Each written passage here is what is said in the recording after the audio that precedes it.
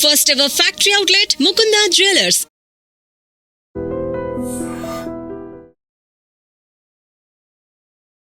Hi hello welcome to I dreams. నేను మీ కాజల్. ప్రస్తుతం మనతో పాటు certified financial gold planner Vadlamani Rajeshwari garu ఉన్నారు. సో ఆవిడతో మాట్లాడి ఈరోజు స్టాక్ మార్కెట్స్ గురించి తెలుసుకుందాం.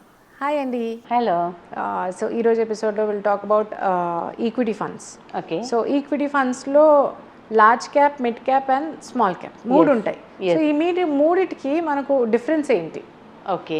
సో బేస్డ్ ఆన్ ఇప్పుడు ఒక ఫండ్ ఏదైనా మనం ఫండ్ మేనేజర్ లాంచ్ చేసినప్పుడు ఆ ఫండ్ ఏం చేస్తారంటే మనం డిఫరెంట్ అసెట్ అలొకేషన్ అంటారు అనమాట. అసెట్ అలొకేషన్లోని డిఫరెంట్ సెక్టర్స్లోని వాళ్ళు ఇన్వెస్ట్మెంట్ చేస్తారు.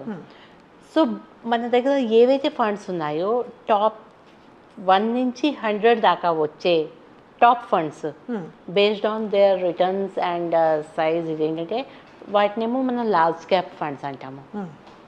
అండ్ మిడ్ క్యాప్ ఫండ్ 101 నుంచి 250 దాకా. ఓకే.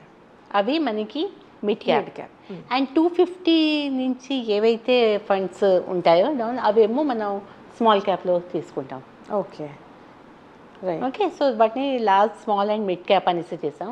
సో ఫండ్ మేనేజర్ కొన్ని లార్జ్ క్యాప్ ఫండ్స్ అనేసి వస్తాయి, mid cap fund, small cap fund, even ఇందులో multi cap and multi asset caps కూడా ఉంటాయి.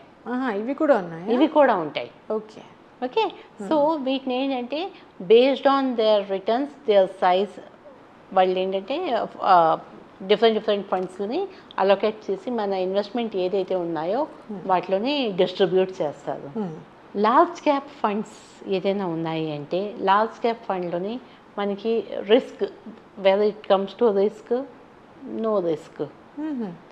అండ్ మిడ్ క్యాప్ ఫండ్స్ ఏవైతే ఉంటాయి కదా, mid cap fund moderate. Small cap ఫండ్కి వచ్చేసరికి హై రిస్క్ ఉంటుంది, but compare to large cap funds high returns కూడా ఉంటాయి. High risk at the same time high returns కూడాను. ఎస్. సో లాంగ్ టర్మ్కి మనం ఎంత టైంకి మనం ఉంచినా కూడా వాటిల్లోని వచ్చే రిటర్న్స్ అన్నది చాలా ఎక్కువ ఉంటుంది. ఓకే. ఎస్. అండ్ ఎప్పుడైనా చూడండి, మనం ఒక కార్ ఉన్నది. ఓకే. XYZ మనం బ్రాండ్ తీసుకుందాము. So each and every part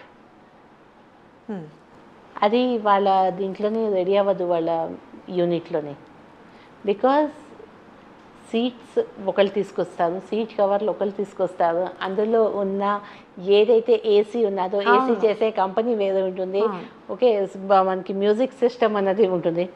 music సిస్టమే పెట్టుకున్నాం అనుకోండి, చిన్న ఎగ్జాంపుల్, మ్యూజిక్ సిస్టమ్ బాస్ది ఉన్నది. సో బాస్ అన్నది చిన్న కంపెనీయా పెద్ద కంపెనీయా? ఓకే. సో అది అలా తీసుకోవాలి. సో ఇవన్నీ కూడా అసెంబుల్ అయితేనే మనకి ఒక ప్రోడక్ట్ అవుతుంది. సో ఒక ప్రోడక్ట్ని చేయడానికి we have to depend upon the so many companies.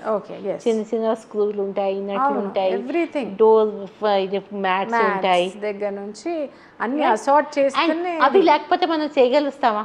We can. Okay. సీట్లు లేవు, లేకపోతే మ్యాట్లు లేవు, చిన్న స్క్రూలు ఉండవు, స్టీరింగ్ మీద కవర్ ఉండదు, దాని లుక్ వస్తుందా? నో. సో దానికోసం అనేసి we have to depend upon the small company only. Right. వాళ్ళకి డిమాండ్ ఎక్కువ ఉన్నాయి. మార్కెట్లోని ఏదైనా మనకి ప్రాబ్లం వచ్చింది అంటే అన్నిటికంటే ముందు ఎఫెక్ట్ అయ్యేది స్మాల్ క్యాప్, చిన్న కంపెనీస్ మీదే అవుతాయి. బికాజ్ వాళ్ళవి చాలా అవి cottage industries, that is a kind of cottage industries. ఒక ప్రాపర్ ఇన్ఫ్రాస్ట్రక్చర్ ఉండదు. కొంతమంది ఇంట్లో కూర్చొని చేస్తుంటారు, కొంతమంది బయట చిన్న షర్ట్స్లో వాటివి మ్యానుఫ్యాక్చరింగ్ అవి అవుతూ ఉంటాయి కదా. కాబట్టి ఏదైనా డౌన్ ఇదేంటంటే అన్నిటికంటే ఫస్ట్ ఎఫెక్ట్ అయ్యేది చిన్న కంపెనీస్ మీదే. కానీ అట్ ద సేమ్ టైం అవి లేకుండా పెద్ద కంపెనీలు కూడా లేవు. ఇప్పుడు స్వింగ్ మెషిన్ ఉన్నది, స్వింగ్ మెషిన్లోని నిడిల్ లేకపోతే కెన్ వి వర్క్ విదౌట్ కదా. So the importance of needle ఎంత ఉంటుందో ఒక మిషన్లోకి ఇంపార్టెంట్ రోల్ ప్లే చేస్తుంది.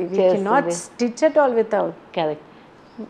కాబట్టి ఏంటంటే ఏవైతే మనవి ఫండ్స్ ఉన్నాయో కదా, వీటిని ఇన్వెస్ట్ చేస్తారు.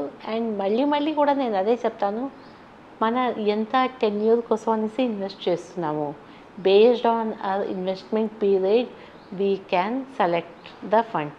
ఒకవేళ 15 years అండ్ అబవ్ అనేసి అనుకుంటారు కదా, బిందాస్గా మన స్మాల్ క్యాప్ ఫండ్ కోసం అనేసి వెళ్ళిపోవచ్చు.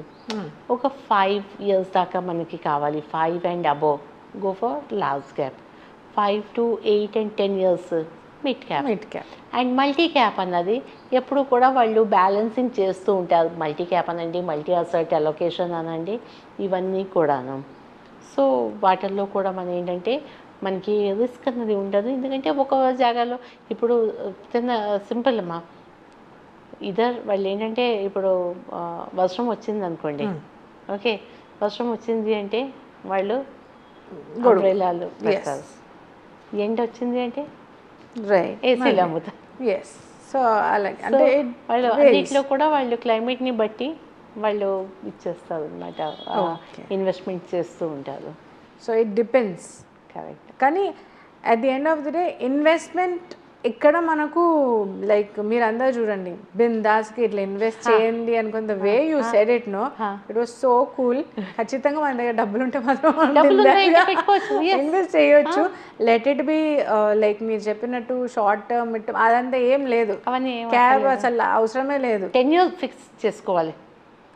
ఎందుకు పెట్టిన గోల్, ఏ ఇన్వెస్ట్మెంట్ అయినా గోల్ ఓరియంటెడ్ ఉండాలి. Okay, you have to have a set of mind that అసలు మనం దేనికి ఉన్నది 5,000 రూపాయలు మీరు పెట్టినారు కదా, 5,000 రూపాయలని కూడా ఓకే, ఒకటి స్మాల్, ఒకటి మిడ్, ఒకటి లార్జ్ క్యాప్లో పెట్టండి.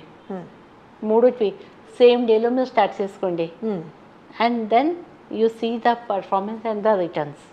అండ్ షార్ట్లో కొంచెం ఎక్కువ వస్తుంది అని అన్నారు, రిస్క్ ఉంది and at the same time షార్ట్లోని స్మాల్ క్యాప్లోని రిటర్న్స్ రావు. ఓకే, లాంగ్ వస్తాయి. సో ఓకే అండి, ఈ ఎపిసోడ్లో చాలా చక్కగా డిఫరెన్సియేషన్ అడిగితే ఇంత ఈజీగా అంటే బిందాస్గా ఇన్వెస్ట్ చేయొచ్చు అని చాలా చక్కగా చెప్పారు. ఇన్వెస్ట్మెంట్ కన్నా బ్యూటిఫుల్ ఎక్స్పీరియన్స్ ఏది లేదు. అది which I'm seeing that in your beautiful smile that and you said it so really well. Almost మేము ఒక 7-8 months నుంచి క్లయింట్స్ చాలా ప్యానిక్ అవుతున్నారు. What is going on in the market, ఏమవుతుంది అనేసి. ఏమవుతుంది అంటే ఏమి కూడా కాదు, ఎందుకంటే sooner or later things will come into normal things, but we have to patience. Okay, and వాళ్ళని అలాగే చెప్పి నో అంటే ఎయిర్ హోస్టెస్ ఇప్పుడు ఫ్లైట్ వెళ్తూ ఉంటుంది అండ్ ఎక్కడైనా బాగుండకపోతే వాళ్ళు చెప్తారు కదా, so don't panic don't panic we're there to guide you, nothing will happen to your investment. So ఎంత కూల్గా ఎంత బాగా మీరు ఇన్వెస్ట్ చేస్తే ఆ రిటర్న్స్ ఫ్రూట్ ఏదైతే ఉందో అంత టేస్టీగా ఉంటుంది. ఓకే, సో చాలా చక్కగా చెప్పారు మా వ్యూవర్స్ అందరికీ. థ్యాంక్ యూ సో మచ్ అండి. Thank you.